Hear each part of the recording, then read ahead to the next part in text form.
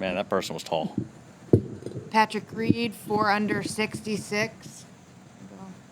First, the hole-in-one. Your delayed reaction, obviously, with no fans, and Right. then maybe club and what you were thinking. Yeah, had 166 yards, and from there, I was thinking just a kind of stock 9-iron, and Kes thought I needed to take a hair off of it. And so from there, I knew that if I hit it a little too hard, it's going to kind of bounce and use that backstop, kind of be able to come down. And the biggest thing was make sure it enters from the right because it could kick left. And I hit a perfect 90%er, and I think it 1 or 2 hopped in.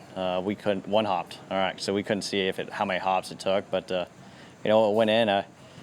Of course I was excited about it, but really I knew from that point that hey, you need to settle out, and get ready for the next hole because around here at Wingfoot, every golf shot you have to take full, basically pay attention to because you hit one poor golf shot, a lot of things can happen out here. We're going to go here to the WebEx. Can you describe the shot out of the rough on 17, and how much do you relish these types of conditions? Well, I love when it plays harder. Really, the shot at 17, it was like 203 to the front, 230 flag, and I could get a lot of club on the back of the ball. The problem was it wasn't really the back of the ball. It was right in front of it. There was a lot of grass. So it was in between kind of 6-iron or hybrid. So it's just kind of a hack out. And the hybrid came out way better than I expected. I mean, I was thinking the best I could do is probably get it 20 yards, maybe 15 yards short of the green, and ended up getting it all the way up there. And, from there, to be able to hit that kind of golf shot, you got to capitalize, at least make par. All the way on the left. Patrick, have you played here much before? And during the week of practice, did you get a sense that as hard as it was, that there was a round out there like that? Yeah, so actually this week was the first time playing. I've heard a lot of great things about the golf course. Heard it's a bear, and coming into it, whenever I first got here, started playing, I knew with how it was kind of set up that depending on how soft the greens were and what how the wind was, that if you get out in the morning, get fresh greens, you could go out and shoot a number. But honestly, I did not see that many guys being under par as so far.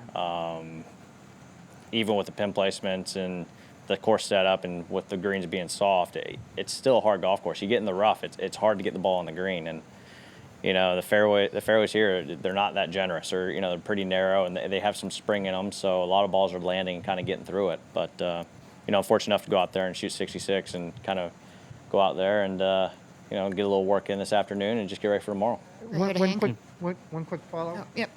Just when you get out to a 66 in a U.S. Open on a track like this, how does that set up the rest of the week? I mean, do you feel like you've got, like a lap on the field? Well, I mean, you definitely feel great because that means you did a lot of things pretty solid and pretty well. But that's the thing. There's a lot of golf left, 54 holes, and really, you just got to continue attacking and continue sticking to your game plan. Because at the end of the day, if you let up at all or you try to play conservative, that's then when also you could get in trouble here.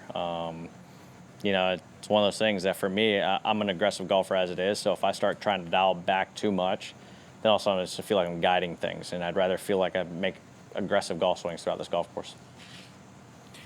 Do you feel that hard golf courses benefit you? I mean, just because of you against the field? And I love hard golf courses. I think it separates, so the top golfers compared to the rest of the field. As also, I feel like it separates the guys that can use creativity and can, handle adversity. I mean, because out there you're going to hit some quality golf shots that are going to either have a bad bounce, end up in a bad spot, or going to land on the green, kind of catch a ridge, go down. It's how do you react to that? How do you handle it? And I feel like I've always been very good at, forgetting what happened in the past, forgetting what happened on that one shot, and move on and just kind of focus on what's coming up. Bill. When the ball went in for your ace, there really wasn't much reaction. Did you give any thought to what this would have been like if there's been 40,000 people on the grounds here? It would have been nuts. Up here in New York, the fans are amazing. And you go ahead, you hole out from the fairway, you make a hole in one, the fans will just go crazy. And, it was unfortunate the fans weren't here because that would have been an awesome experience. But at the same time, an ace is an ace. I'll take it either way. But it's just kind of one of those things that once it went in, I was like, all right, let's move on. Let's get ready for the next tee shot on 8, considering, being a drawer of the golf ball, I did a fade off that tee. And so, really from that point on, my focus was more on the next hole. Jordan said that you said that it was only your second hole-in-one as a professional? Yeah, second as a professional. First one was at Shell and on 16, and last one was here. Last question, Dylan. Yeah, you've played a lot of golf, obviously, with Jordan. He was talking about, he doesn't necessarily have complete command of his golf swing. I wonder what it's like to play with him and watch the way he grinds, and if there's anything you can relate to in that. Well, I think that's the thing with Jordan.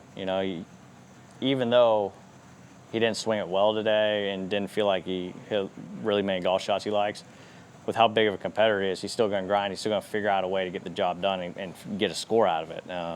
He went out there and with kind of that start and with how it was kind of, looking early on, and then rally off 3 birdies in a row, and he always stays in it. He allows his putter to do the work. He's able to get up and down. I think that's what you see in all the great golfers out here and the top players in the world is even when they don't have their A game off the tee or on their iron shots, they're able to get the job done and figure out a way to get a score out of it.